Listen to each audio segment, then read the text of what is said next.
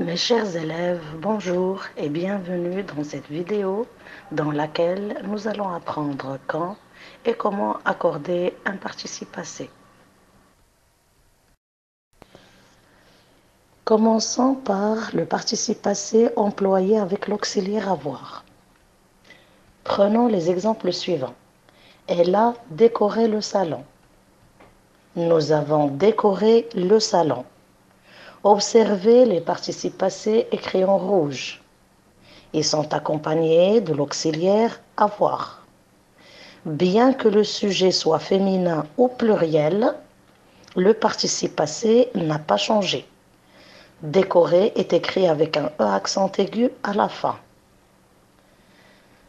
Alors, en règle générale, quand on a un verbe employé avec l'auxiliaire avoir dans un temps composé, on n'accorde pas le participe passé avec le sujet.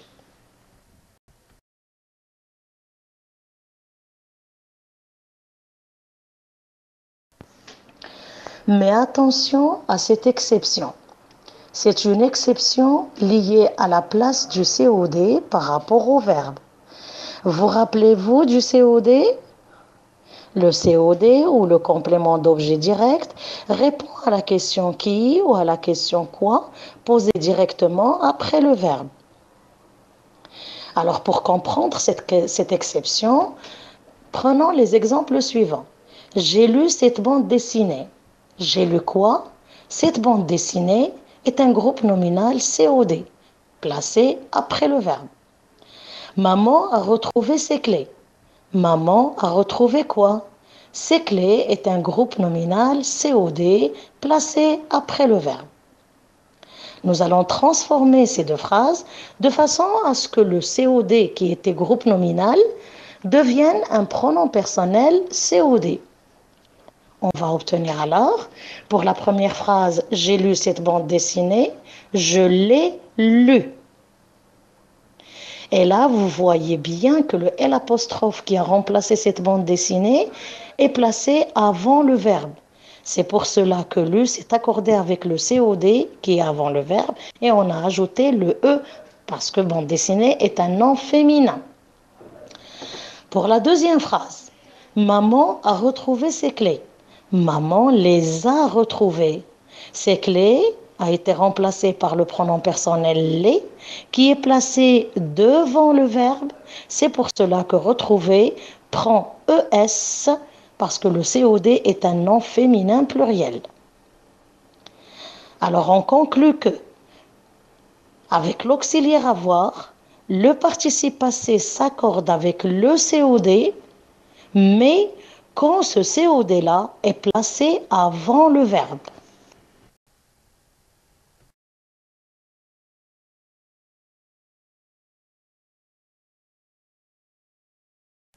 Concernant les verbes qui se conjuguent avec l'auxiliaire être à un temps composé, leur participe passé s'accorde en genre et en nombre avec le sujet de la phrase. Les exemples, elle est partie, partie à la fin un E parce que le sujet est féminin. Ils sont rentrés, on a mis un S, le sujet est masculin pluriel.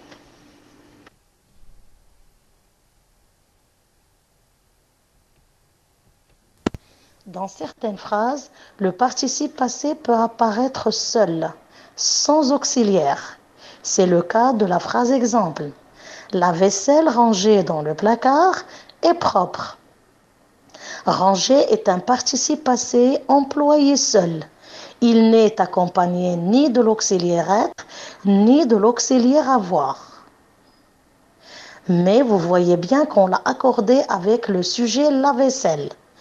Il suffit de dire qui est rangé, c'est la vaisselle.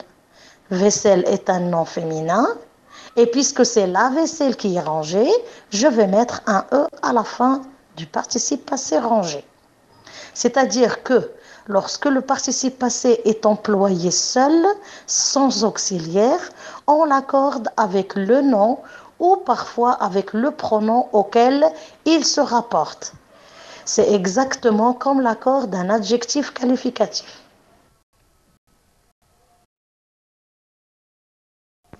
Résumons. Pour accorder correctement un participe passé, il faut d'abord observer s'il est ou non employé avec un auxiliaire.